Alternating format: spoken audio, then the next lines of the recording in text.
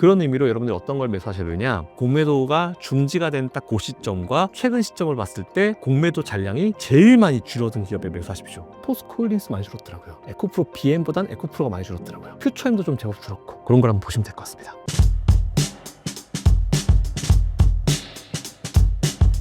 포스코홀딩스와 에코프로 그룹주의 장기 전망은 어떤가요? 단기 전망은 좋아요. 사실 제가 포스코홀딩스를 한 3년 전, 4년 전쯤 그때 처음 얘기했나? 그때 한경에서 처음 얘기해가지고 그때 이제 얘기하고 나서 주가 엄청 날아갔거든요. 근데 이제 그 이후에 확 내려왔잖아요. 딱 그 자리까지 내려왔더라고요. 그래서 제가 너무 요즘에 민망하고 진짜 죄송하고 막 할 말도 없는데, 사실 포스코는 이제 얘기할 게 되게 많죠. 이제 어떤 거냐면은, 포스코는 정권이 바뀔 때마다 대표가 바뀝니다. 잘 아시죠?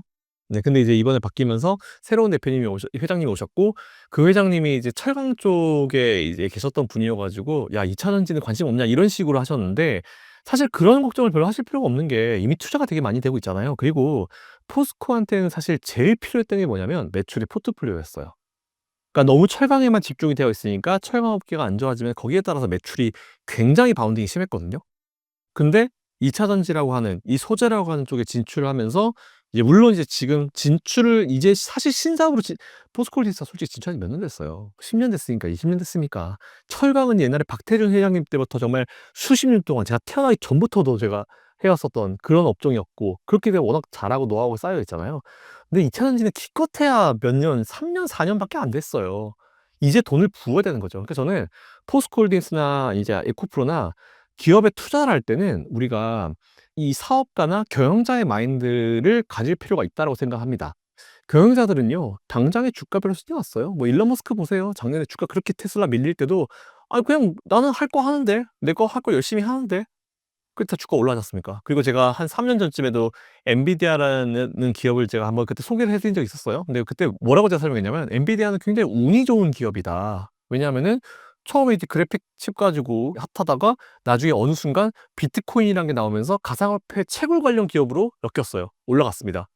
그리고 앞으로 더 고사양의 컴퓨터나 더 고사양의 어떤 이런 데이터 센터나 이런 것들이 많이 필요할 거기 때문에 엔비디아는 이 칩에 대한 수요는 증가할 수밖에 없다. 실제로 뭐 게임도 사실 더 좋은 게임들이 나오고 있고 엄청난 화질의 게임들이 나오고 있기 때문에 엔비디아 칩은 수요가 죽을 수가 없다라는 말씀을 드리면서 얘기를 한 적이 있는데, 그때 당시에 엔비디아를 보유하고 있는 사람들의 평균 손실률이 얼마인지 아세요? 마이너스 40%였어요. 그래서 제가 그때 방송에서, 이거는 영상도 있어요. 환경에도 영상이 있습니다. 저도 가지고 있고. 뭐 다른 채널도 있고. 그래서 그때도 이제 제가 뭐라고 했냐면은, 한 10% 정도 좀 더 눌리면 진짜 바닥인 것 같아요라고 했을 때, 그때 다들 움찔하셨거든요, 채팅창에. 야, 나 지금 마이너스 30% 40%인데 뭔 소리 하는 거냐라고 했는데, 그 이후에 템베가 나왔습니다. 그런 것 같아요. 결국은 그때 당시에도 그냥 그들은 계속 열심히 했었어요. 계속 파산 위기를 겪고 열심히 해왔고, 테슬라도 이제 파산 위기를 겪으면서 열심히 해왔고. 사실 근데 지금 보면 포스코홀딩스, 에코프로그룹이 그런 건 아니잖아요. 업황이 좀 쉬고 있다 뿐이고, 그 2차 전지라는 업종 자체가 여러분들 잘 아시겠지만 이게 뭐 10년이 됐어요, 20년이 됐어요, 30년이 됐어요. 물론 그전에도 2차 전지라는 게 있었어요. 제가 대학교 때도 여러 가지 전고체 배터리에 대한 얘기는 제가 대학교 때도 있었습니다.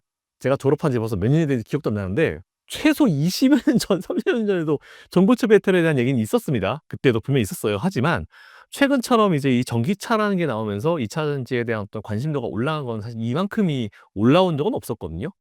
그런 가운데 우리 포스코홀딩스는 이제 미래의 먹거리를 삼아 가지고 2차 전지 소재로 들어가게 된 거죠. 그리고 그 사이에 기업의 주가가 눌리고 뭐 실적이 떨어지고 이런 건 있을 수 있지만, 그런 상황에도 포스코는 계속 투자를 하고 있어요. 광산 매입하고 있고 지분 올리고 있고. 그럼 이제 광산 같은 거 이제 지분을 가져오면은 당연히 나중에 소재를 만들 때 원재료를 싸게 가져올 수 있잖아요. 그러니까 지금 나중에 사업할 수 있는 제반 요건들을 열심히 빌드업을 하고 있어요. 근데 저는 오히려 이 빌드업 과정을 여러분들이 좀 많이 버티셔야 된다라고 좀 보고 있는 게, 모든 산업이나 모든 거에는 빌드업 과정이 있습니다. 심지어 반도체도요. 원래 우리나라가 이제 디램은 삼성전자가 탑이었잖아요. 근데 여러분 그거 아세요? 디램을 처음 시작한 게 이병철 회장님이고, 이병철 회장님은 돌아가시는 그 해까지 반도체가 흑자로 돌아서는 걸 못 보고 돌아가셨어요. 그러셨어요, 실제로. 그렇기 때문에 우리는 이 업황을 볼 때요, 좀 길게 볼 필요가 있어요. 그러니까 앞에서 말씀드린 대로 이제 너무 증권사 리포트, 막 증권사의 입장을 보면, 증권사는 솔직히 한 1년 못하면 날라가잖아요. 뭐 6개월 있으면 뭐 자리 빼고 막 3개월, 6개월, 1년마다 그들의 어떤 실적을 계속 이제 파악을 하는 게 증거사기 때문에 그들 사이트에 맞추면요. 그 회사의 기업인들의 장기적인 어떤 안목을 못 따라갑니다. 절대로 따라갈 수가 없어요. 그렇기 때문에 오히려 저는 포스코홀딩스나 에코프로 같은 경우는 이제 2차 전지, 처음에 여러분들이 투자하실 때 2차 전지는 미래라고 생각해. 난 이거 4, 5년 투자할 거야. 라고 들어오셨죠? 고작 2년 됐습니다. 지금 1년, 2년? 얼마 안 됐어요. 그렇기 때문에 오히려 저는 제일 중요한 건 뭐냐면 이렇게 어려운 상황에서 여러분들이 보유하고 계신 그 기업이 계속 투자를 이어가 가지고 이제 뭔가 노력을 하고 있는지 아니면 올해 안 될 것 같아 하고 투자를 딱 거둬들이고 이제 사업을 접는 수순으로 가는지 그걸 볼 필요가 있습니다. 만약 접는 수순으로 가잖아요. 뒤도 보지 마시고 손절하십시오. 근데 지금 아무도 그런 기업이 없어요. 계속 돈을 붓고 있죠. 기업이 바보가 아니에요. 오히려 저보다 훨씬 더 똑똑할걸요? 미래를 위해서는 투자를 하려고 하는 그 리스크를 감당하면서까지 지금 계속 투자를 이어가고 있는 상황이기 때문에 그들이 보고 가는 미래는 분명히 있을 거라 보고 있습니다. 리스크 관리팀. 보통 사람들이 아니거든요. 그래서 오히려 저는 그런 거 봤을 때 포스코홀딩스나 에코프로 같은 경우는 사실 두 개의 기업이 또 공통점이 뭐냐면 지주사예요.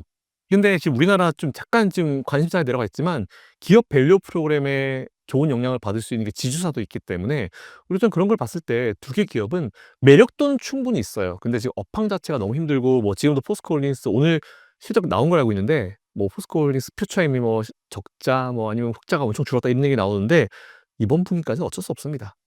네, 어쩔 수 없기 때문에 오히려 이런 걸 나왔을 때 우리는 조금 이거를 역으로 이용할 필요가 분명히 있을 것 같아요. 그래서 지금은 투자자보다는 그 기업을 운영하는 기업가 마인드로 이 회사를 판단할 필요가 있을 것 같다라고 생각했습니다. 2차 전지 반등 시점은 언제로 보시나요? 작년부터도 제가 다양한 자료를 좀 보여드렸지만 이제 골드만삭스에서 되게 좋은 자료가 나왔어요. 그러니까 2차 전지 가격이 떨어지고 있잖아요. 떨어지면서 우리나라는 이제 이 배터리를 만드는 기업이 소재를 많이 주는 기업이기 때문에 야, 배터리 가격 떨어지면 소재도 싸지겠네? 어떡하지? 야, 큰일 났네. 이렇게 생각하시는데 오히려 저는 이걸 또 우리가 반대로 생각해야 되는 게 배터리 가격이나 2차 전지 기업들이 매출이 최고였었던 시점이 언제였냐면은 러시아 우크라이나 전쟁이 발생하면서 원자재 가격이 다 올라가면서 양극재 음극재 가격이 사상 최고치를 찍을 때였어요. 근데 아시겠지만 러시아 우크라이나 전쟁이 발생하면서 이게 양극재 음극재만 올라간 게 아니고 다 올랐죠. 밀 가격도 올랐고 다 올랐잖아요. 모든 원자재가 다 올랐잖아요. 지금 여러분 니켈 가격 보십니까? 니켈 이런 거 보세요. 구리 보세요.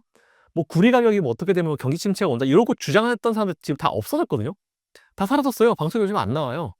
그러니까 그것처럼 이제 우리가 항상 관심을 가져야 되는 소재가 있는데 그 소재가 어쨌든 이제 2차 전지 관련된 게 양극재, 음극재 관련된 소재죠. 근데 그게 러시아 우크라이나 전쟁이 발생하면서 차트를 보시면 딱 나와요. 그 해만 딱 떠요. 근데 그걸 딱 빼고 보면은 그 전해부터 양극재, 음극재는 그냥 하향 안정화가 되고 있는 추세였어요. 근데 이제 전쟁이 발생하면서 잠깐 빵 떴을 뿐이지 균형 가격을 찾아가고 있다고 보는 게 맞거든요. 근데 잘 아시겠지만 전기차에 들어가는 비용 중에 제일 높은 게 배터리 가격인데 배터리 가격이 떨어지면서 최근에 어떤 현상이 발생하냐면 내연기관차랑 이 전기차 가격이 비슷해집니다. 심지어 내연기관차가 좀 더 비싸지는 케이스도 발생해요. 저는 지난번에도 얘기 들었는데 스포티지가 5천만 원이 넘어갔다는 얘기 들으면서 헐 이번에 비아디가 우리나라에 3천만 원짜리 가지고 들어온다는데 물론 제가 중국차를 되게 좋아하는 거 아닙니다.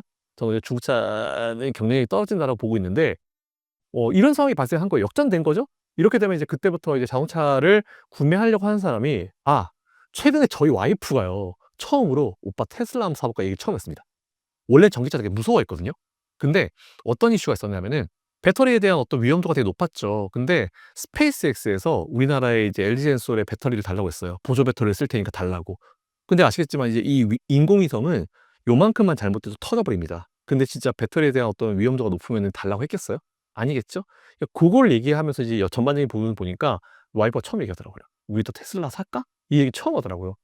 그래서 사실 저도 이제 되게 전기차에 대해서 좋게 생각하고 있는데 가격이 너무 과했다 생각했어요. 왜냐면 저는 이제 이 양극재 가격이 너무 높아가지고 배터리 가격이 높았던 걸 알기 때문에. 그래서 좀 떨어지면은 한번 생각을 한번 해봐야지라고 생각하고 있었는데 어쨌든 올해가 핵심의 해입니다. 그러니까 토요타의 프리우스 같은 하이브리드 모델과 전기차를 비교했을 때 이 들어가는 이제 제작 비용 자체가 똑같아지는 시점이 올해가 돼서 저는 작년부터도 25년이 중요하다라고 말씀을 드려왔고 그래서 25년도가 되면은 그때부터 이제 새로 차를 사야 되는 사람이 고민을 할 거다. 높아지는 유가 계속 올라가죠 지금. 근데 자동차를 샀을 때 비용 자체가 만약 똑같다라고 가정을 했을 때 그때부터 생각하는 거는 이게 유지비잖아요. 유지비는 압도적으로 전기차가 낮기 때문에 일단은 제가 봤을 때는 올해가 아마 되게 중요한 해가 될 것 같아요. 저는 이미 그게 시작됐다고 보고 있어서 일단 전기차 관련 기업들, 뭐 2차전지 관련 기업들은 올해가 최저점을 만들 가능성이 높습니다.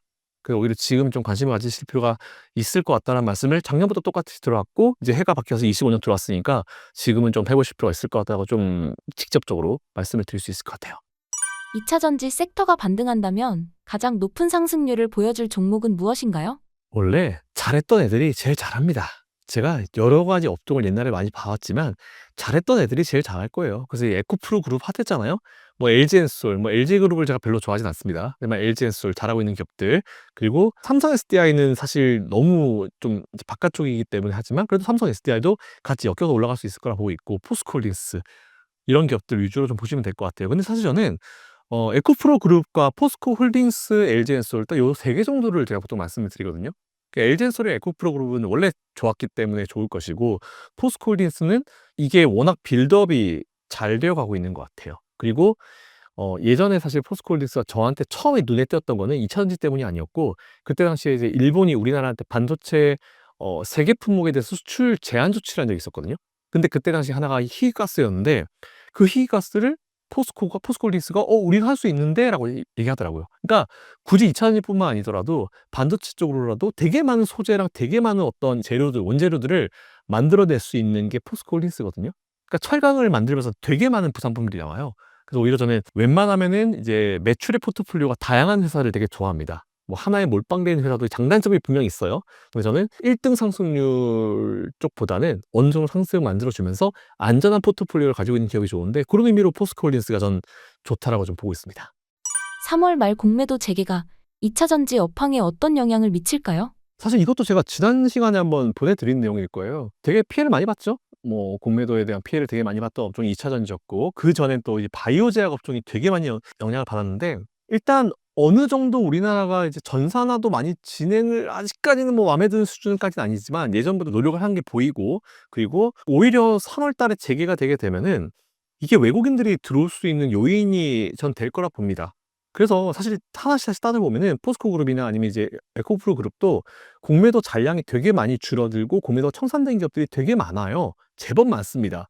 아마 제가 지난달 보내드린 거에서 더 줄어들었으면 더 줄어들었지 이게 늘진 않았을 거거든요. 왜냐면 공매도가 안 되기 때문에 늘 수는 없겠죠. 그러니까 많이 줄어들었을 거라 보고 있는데, 일단 저는 오히려 공매도 재개가 지금 우리나라 지금 되게 바닥에서 되게 어렵잖아요. 근데 이게 공매도 하면 무조건 안 좋아 이렇게 보지 마세요. 왜냐면은 우리가 이해를 할 필요가 있어요. 이게 우리가 입장 바꿔 보면요, 괜찮은 상품이에요. 우리가 말 원활하게 할 수만 있다면.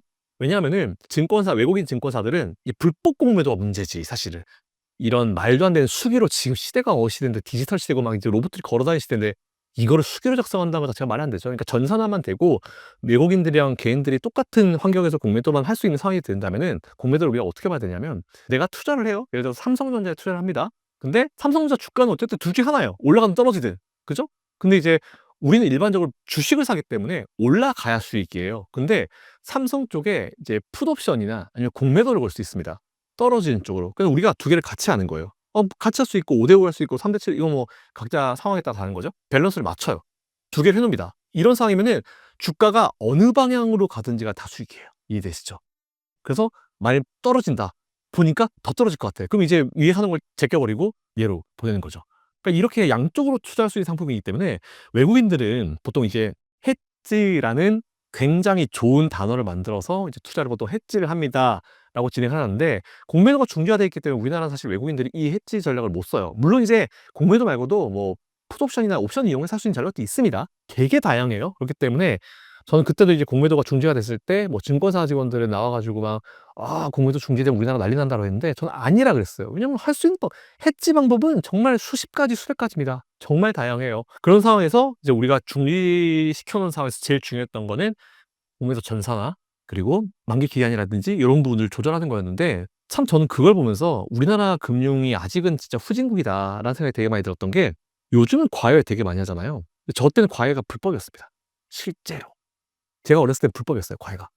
불법 과외 타파하자 이러면서 막. 왜냐면 이제 과외를 하면서 거기서 왔다 갔다 한 돈 자체도 이거 수입인데 세금이 안 된다 해가지고 불법이었거든요. 그랬던 때가 있었습니다, 실제로. 너무 과한 걱정인 것 같아요, 저는 사실. 공매도를 개인들도 이제 원활하게 할 수 있는 상황이 만들어졌다. 개인이 외국인과 똑같은 상황에서 할 수 있는 상황이 만들어지잖아요.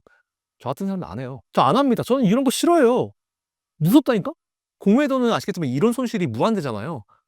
안 해요. 저는 그런 거 안 합니다. 그러니까 할 사람만 하고 내가 리스크가 감당되는 사람은 해요. 돈이 좀 있는 사람들이겠죠? 정보가 좀 있는 사람들이겠죠? 근데 굳이 우리가 그 사람들의 그 편이나 그 사람들의 어떤 위험을 걱정해 줄 필요는 없어요. 시장 경제는 그게 아니에요. 제가 잘못하면 자기가 잃어야지. 내가 공부가 덜 되면 내가 잃어야지. 어쩔 수 없는 거예요. 그렇기 때문에 공매도가 외국인이랑 뭐 똑같아진다 해 가지고 개인이 뭐 공매도를 편하게 할 수 있다 해 가지고 뭐 개인 투자자를 보호하는 의미로 막 공매도를 갖다가 뭐 그렇게 하는데 에이 그럴 필요 없어요. 너무 걱정이 과합니다. 시장 경제잖아요. 그냥 망하면 알아서 망하게 놔두세요 그냥. 잘할 사람은 잘하고 대신에 이제 그런 불법적인 요인들 이제 말도 안 되는 그런 이제 기사를 내보낸다거나 하는 사람들은 금융범으로 딱 잡아 가지고 뭐 징역 한 30년 때려야죠. 다시는 그런 행동 할 수 없게. 그렇게 되면 오히려 그런 것도 없어질 거라 봐요. 오히려 저는 공매도 재개가 2 차 전지 업황에는 지금은 좀 좋은 역할을 줄 수도 있어요. 왜냐하면 이제 외국인들도 2 차 전지 기업들이 많이 떨어진 거 인정하거든. 그리고 이제 우리나라 증권사 중에 주구장창 2 차 전지에서 이제 매도 리포트만 낸 곳이 최근에 바이 의견을 냈더라고요. 참 시대가 시간이 많이 흘렀다 싶은데 어쨌든 고런 걸 봤을 때 외국인들은 이제 공매도가 제기가 되면은 포지셔닝을 할 수 있기 때문에 오히려 좀 좋은 쪽으로 흘러갈 것 같아요. 그런 의미로 여러분들이 어떤 걸 매수하셔야 되냐? 공매도가 중지가 된 딱 고 시점과 최근 시점을 봤을 때 공매도 잔량이 제일 많이 줄어든 기업에 매수하십시오. 포스코홀딩스 많이 줄었더라고요. 그리고 에코프로 많이 줄었더라고요. 에코프로 BM보단 에코프로가 많이 줄었더라고요. 퓨처엠도 좀 제법 줄었고. 네, 그런 걸 한번 보시면 될 것 같습니다.